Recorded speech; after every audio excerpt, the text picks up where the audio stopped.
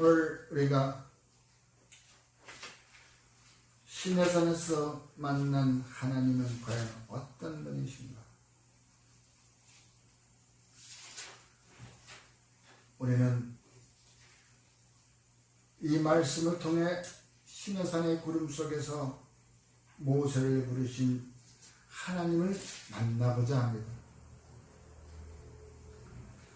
모세가 시내산에서 만난 하나님이라는 제목으로 우리가 은혜를 나눌 때에 우리의 삶의 현장이 하나님을 만나는 거룩한 시내산이 되기를 주의 이름으로 축원합니다. 하나님께서는 항상 먼저 우리를 부르십니다. 우리를 먼저 부르시면서 우리에게 말씀하셨습니다. 너는 내게로 오라. 바로 시내산으로 올라오라. 라는 말씀처럼 먼저 너는 내게로 오라. 올라오라. 예수님께서 무언가를 지시하시고 그에게 새 생명을 불어넣기 위해서는 먼저 부르십니다.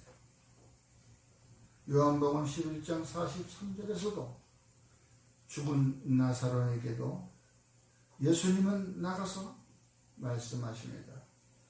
말씀을 하시고 큰 소리로 나사로야 나오라. 그때에 나사로가 나오기 시작했습니다.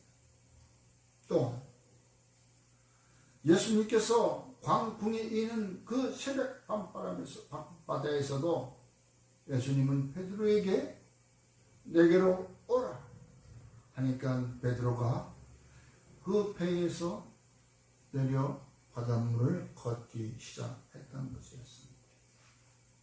이와 같이 모든 예수님이나 하나님께서 꼭 필요하고 무언가를 꼭 전해야 될 그러한 때는 그분을 부르십니다. 하나님은 언제나 먼저 우리에게 찾아오시는 분이시지 내가 찾고자 한다고 해서 보는 하나님이 아니신 것입니다.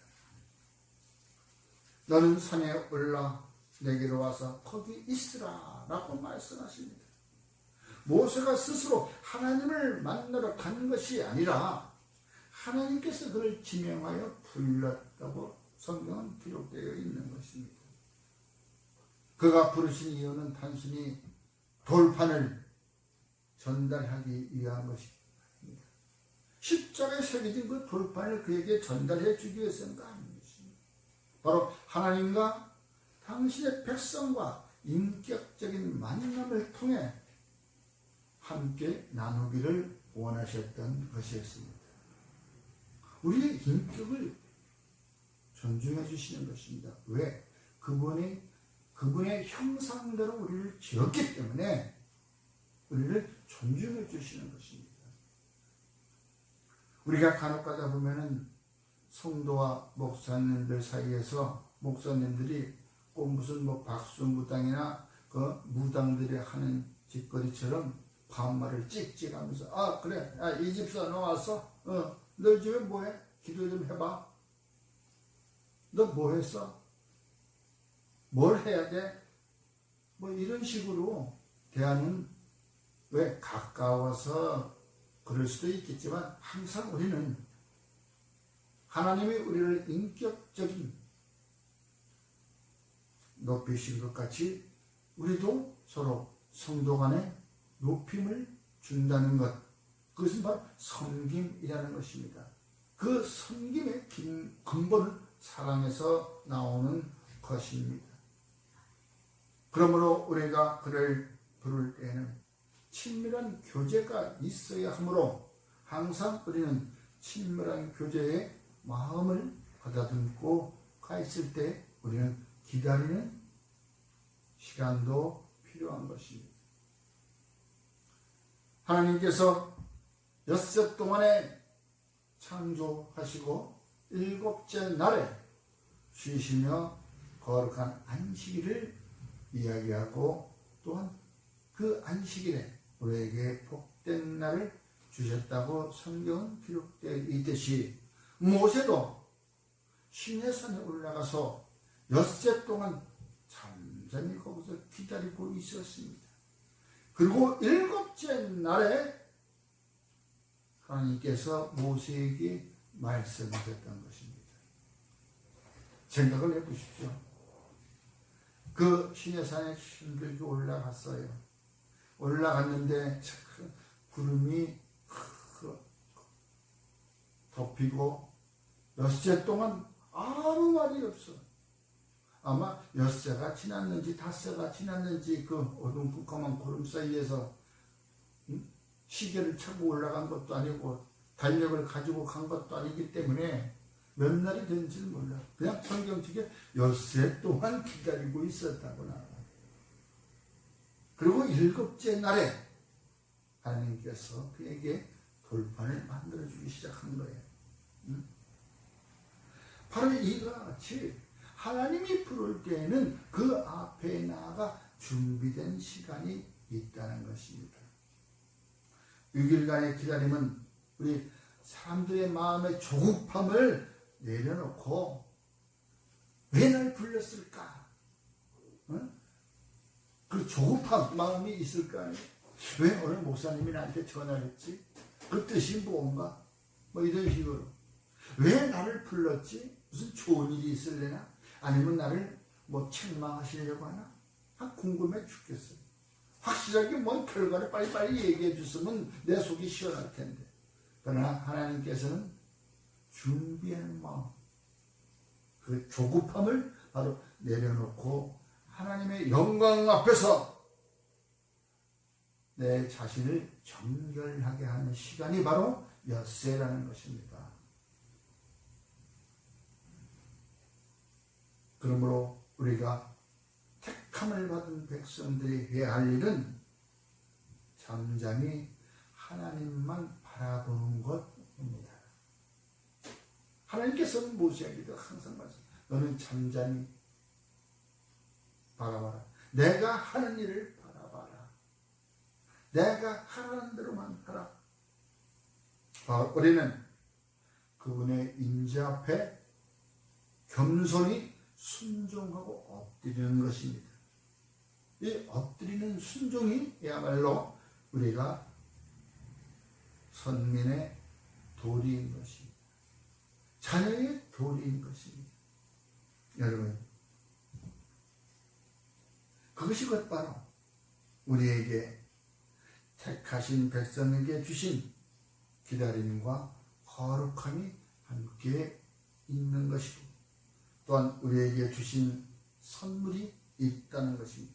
반드시 우리를 부르실 때에는 무언가 우리에게 주실 것이 있고 지시할 것이 있기 때문에 부르신 것입니다. 잘하고 있는데 그냥 부르시는 것이 아니에요.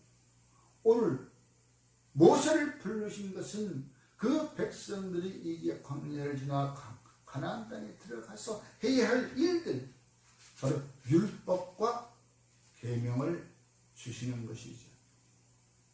오늘 여기서 십자가 돌판 위에 새겨진 율법, 그 계명인 것입니다. 올라오라고 했던 것, 너는 내게로 와. 바로 여호와 하나님께서는 항상 무언가를 하기 위해서 회막에서 모세를 부르시고 그에게 말씀하여 이르시되, 항상 보면 시내산에서 모세를 불렀듯이 회막에서 모세를 부르시고 지시하십니다. 또 그뿐만이 아닙니다. 이합절 출애굽 19장에서는 이와 같이 나옵니다. 여호와께서 시내산 곧 그 산 꼭대기에 강림하시고 모세를 그리로 부르시니 모세가 올라가매.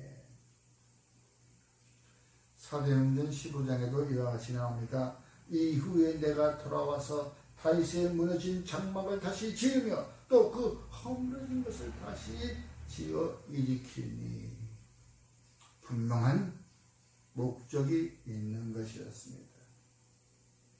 그러면서 지시하는 것이죠. 오늘 지시한 것은 좀 기다려봐라. 내가 너와 약속할 것이 있는 너희 백성들 네가 애굽 땅에서 이끌어냈지만 이제 이거보다 더한 삶의 고통이 시련이 우리에게 닥쳐온다는 것입니다. 그러면서 그 시련을 겪기 위해서 또한 이기기 위해서는 꼭 이와 같이 지켜야 될 것이 있다라고 말씀하시는 것입니다. 첫째로 유월절을 지키기 위한 내가 출애굽시킨 너희 백성들은 그 나를 기념하여 유월절을 지키라. 이스라엘 자손에게 유월절을 그 정한 기일에 지키게 하라. 바로 이 정한 기일이라는 것은 바로 오늘 한창 유행하는 말씀, 루틴이라는 말씀 많이 듣죠. 루틴. 안약도 눈이 좋아지게 하는 루틴이라는 약도 있고, 이 루틴이라는 것, 일정 기간 동안 일정 계획대로 우리가 지켜야 할 것들, 아침에 일어나서 우리가 지켜야 할 건 그 선민으로서 택함받은 백성으로서의 하나님의 말씀을 우리가 읽고 보고 마음에 새기는 것. 그게 하루 아침에 일어나서 먼저 해야 할 것이 바로 우리 삶의 루틴입니다. 삶이 정한 때입니다. 주님께서는 얼마나 큰 지상 명령을 내렸습니까? 마태복음 28장 20절 그 감람산에서 승천하시기 전에 바로 내가 너에게 분부한 모든 것을 가르쳐 지키게 하라. 볼지어다 내가 세상 끝날까지 너희와 함께 하리라. 그 말씀 기억하시잖아요. 항상 함께 하리라. 지켜보고 계시겠다. 너희가 어둠 가운데 있을 때도 또 악월골짜기에 죽음의 계곡에 이른다 할지라도 또 너희가 모든 무거운 짐을 어깨에 짊어지고 간다 할지라도 내가 너희와 항상 함께하고 수고하고 무거운 짐 진 자들 다 내게로 와라. 내가 이를 쉬게 하리라.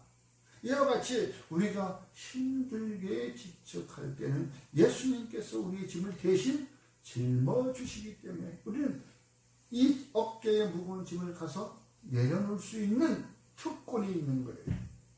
다른 사람은 모르지만 저와 여러분들은 우리의 무거운 짐을 예수님에게 내려놓을 수 있는 예수님 대신 짊어지어 주세요. 짊어주세요. 그러니까 그 말씀하시죠. 그래 아무것도 염려하지 마라. 모든 일에 기도와 간구로 너희 구할 것을 감사함으로 하나님께 아뢰라 라고 말씀하셨습니다. 여러분 우리가 함께 이 살아가는 것 누구와? 주님과 함께 통하는 것. 여러분 율법은 뭔지 아십니까? 우리가 아침마다 행해야 될 것들을 우리가 몸소 우리 겪으면서 우리가 계속 이렇게 지켜나갈 것, 그 율법을 오늘 시내산에서 주셨는데 어떤 것이냐? 율법이라고 하는 것은 하나님의 가르침이자 지침인 것입니다. 하나님께서 우리에게 지켜야 될 것을 가르치신 거예요. 바로 하나님 나라의 백성으로서 우리가 살아가는 삶의 원리이자 전체적인 방향의 흐름성이 있는 것이 바로 율법인 것입니다. 그럼 계명은 또 뭐예요? 계명. 이렇게 물어보면 율법과 계명이 같은 거 아니야? 율법은 갑자기 물어보면 저도 갑자기 어리둥절하는 겁니다. 왜? 입에서 툭툭 튀어나오지 않아요. 왜? 그러면 자주 잘 안 쓰는 것이고 당연히 그렇게 되는 줄 알아요. 계명이라고 하는 것은 바로 율법 속에 담겨진 명령들인 것입니다. 그 안에 담겨진 명령, 하지 말아야 할 것과 할 것들, 이것은 바로 우리가 그것을 규정하고 우리가 죄악 가운데 빠지지 않도록 안전장치를 하는 것입니다. 제가 초창기에 계속 이 목회를 시작할 때 한 가지 딱 규정되었던 것이 있었습니다. 10계명 저와 여러분 지키기 어렵습니다. 그 10계명을 지킨다는 건 랍비들이나 그렇게 보는 앞에서 할지 우리는 지킬 수가 없습니다. 사람으로서는, 인간으로서는 힘든 것이었습니다. 그러면 우리가 어떻게 규정할까? 바로 10계명대로 하지 않는 자들과 사귀지 않는 것입니다. 10계명을 지키지 않는 자들과는 사귀지 않는 것이, 그게 안전장치일 수가 있습니다. 그러니까 지킬 수가 없으니까 주님께서 와서 바로 율법을 완성시켰습니다. 무엇으로? 사랑으로. 그래서 우리는 율법을 완성시키신 예수님께 우리는 가서 바짓가랑이 붙들고 내 짐 좀 봐주세요, 내 죄 좀 사해 주세요, 그렇게 하는 것입니다. 이제 확실하게 율법은 무엇이고 계명은 무엇인지 확실하게 구분이 되었을 것입니다. 그러므로 우리가 살아갈 때에 청년의 시기에는 진로가, 그 또한 사람 사이의 관계가 많은 고민거리였었고 문제였을 것입니다. 또 장년이 되어서는 가정이라는 것과 또 가족이라는 것이 또 우리에게 힘든 삶이었습니다. 이 힘든 삶을 우리가 지켜나가는 것은 바로 우리가 율법과 계명 안에서 지켜나가는데 힘들기 때문에 예수님, 우리의 짐을 져주세요. 우리가 이렇게 살아가기 위해서는 우리가 첫째로 우리가 그 규정을 만들어야 되는 것입니다. 나 자신이 홀로 만들고 그 원리를 우리가 확인하면서 율법의 삶의 원리와 매일 아침 그 원리를 확인해야 되는 것입니다. 오늘 아침 내가 주님께 감사의 마음을 가졌던가? 눈 뜨자마자 TV를 켜고 눈 뜨자마자 화장실 가는 것이 아니라 눈 뜨자마자 감사해요. 어떤 이들은 오늘 눈 뜨지 않는 것을 감사하게 여기겠다고 하는 사람들이 있었어요. 76살 먹은 어떠한 그 사이의 장터의 그 할머니인데, 그 할머니한테 뭘 좀 이렇게 바라는 것이 있습니까? 하고 물어보니까 내가 지금 힘든 삶을 사는데 내일 아침 눈이 떠지지 않게 해달라고 자기는 그렇게 말하겠대. 왜? 내일 아침에 눈 뜨면 똑같은 그 삶을 살아야 되기 때문에 지치고 힘든 삶을 언제까지 내가 살아가야 하는가? 주님께서 내게 주신 생명이 있는데 그 생명을 이제는 돌려주고 싶다고, 돌려드리고 싶대. 얼마나 삶에 지쳤으면 그러한 말씀을 하겠습니까? 이제 또한 우리는 그 우리의 주변에 그 관계의 울타리를 잘 쳐야 되는 것입니다.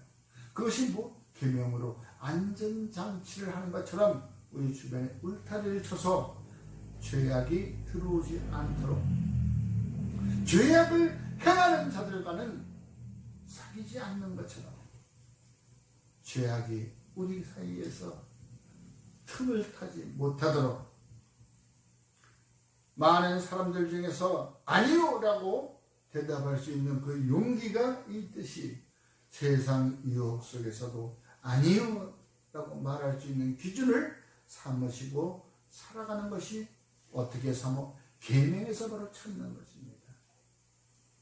그러니까 계명을 지키지 않는 자들과는 사귐이 없어야 되겠고, 또 한 사귄다고 하면 꼭 그를 내가 예수께로 돌아올 수 있도록 전달자가 되어야 되는 것입니다.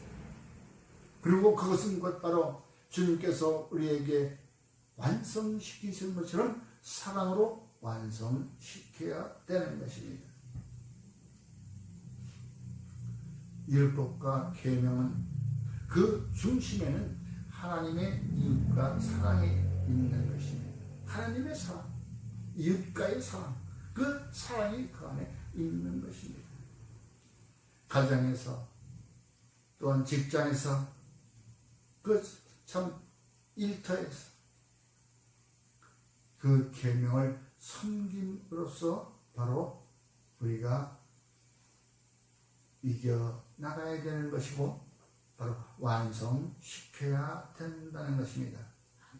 내가 조금 손해보는 그것이 바로 내가 정직할 때 우리 그런 생각을 듭니다. 바른 생각을 가질 때 우리가 그런 생각을 듭니다. 이거 내가 조금 손해보는 것 같은데 내가 이렇게 하면 이게 이거 어떡할까. 그러나 그것은 내 안에 바른 생각이 있기 때문에 그러한 생각이 드는 것입니다. 바로 그것이 오늘 시내산에서 돌판에 새겨진 그 10계명을 저와 여러분의 마음판에 새기기를 주의 이름으로 축원합니다. 아멘. 결론적으로 말해서 모세가 시내산에서 만난 하나님은 우리를 가르치시고 인도하시며 또한 우리와 함께 머물기를 원하시기 때문에 그랬던 것입니다. 우리와 함께 머물기를 원하시는 그 하나님의 뜻을 왜 우리는 모르고 자꾸 멀리 그 하나님을 피해서 도망가려고만 할까요? 지금까지 그 하나님의 손길을 피해서 도망갔던 사람들 중에서 모두가 다 기쁜 일이 일어나는 것은 아니었습니다. 그렇습니다. 오늘 기록된 말씀, 성경에 기록된 말씀, 돌판에 기록된 말씀, 그 말씀, 율법과 계명을 우리가 붙들고 하나님과 동행하는 복된 저와 여러분이 되기를 주님의 이름으로 축원합니다. 그렇습니다. 우리가 시내산 구름 속에서 골고다의 십자가를 바라보는 눈이 열려야 되겠다는 것을 또한 말씀드리고 싶습니다. 바로 오늘 사순절 이번 주 수요일부터 시작됩니다. 40일입니다. 시내산에서 모세도 40일 동안 있었습니다.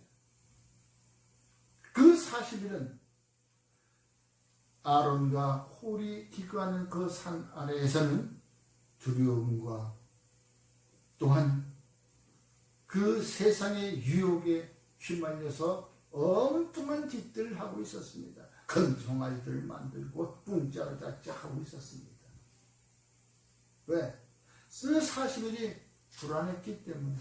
도대체 모세는 그 산에 올라가서 뭘 하는 건지 도대체 궁금해서 우리 못 살겠다. 아론아, 빨리 하나님을 만들자. 그렇게 해서 밑에서는 우상이 만들어지는 것입니다. 주님이 이제 이 땅에 40일 동안 얼마만큼 일을 행하시며 또 고통을 당하시고 십자가에 달리시기까지 저와 여러분들은 말씀을 붙들고 경건한 삶을 살아가는 그 주관이 되어야 되겠다는 것입니다.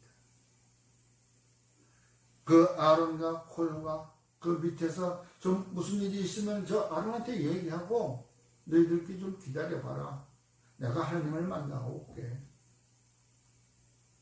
너희들과 함께 같이 갔다가는 너희들 하나님께서 야 너희들이 같이 올라왔다가는 안 돼. 저들 다 죽을까 두려우니까 또한 다 죽어. 그러니 저들이 여기서 기다리라고 해. 그렇게 하나님께서 말씀하셨잖아요. 그러나 밑에서 기다리는 그들은 하루도 아니고 이틀도 아니고 40일 동안 기다리니까 얼마나 참 조급함이 있었겠어. 근데 사람들은 조급함이 있는 건 당연한 것 같다. 오죽하면 하나님께서도 모세에게 그 조급함을 달래주기 위해서 6 동안 기다리라고 해줬잖아요. 모세에게도. 지도자도 그와 같이 조급함이 있는데 왜 우리가 없겠습니까? 그러나 먼저 찾아오신 주님의 사랑, 그 사랑을 나에게도 찾아왔다면 내가 그 조급한 마음을 잠시 내려앉히고 침묵과 기다림으로 우리가 기다릴 수 있는 그 마음의 여유가 있어야겠다는 것입니다.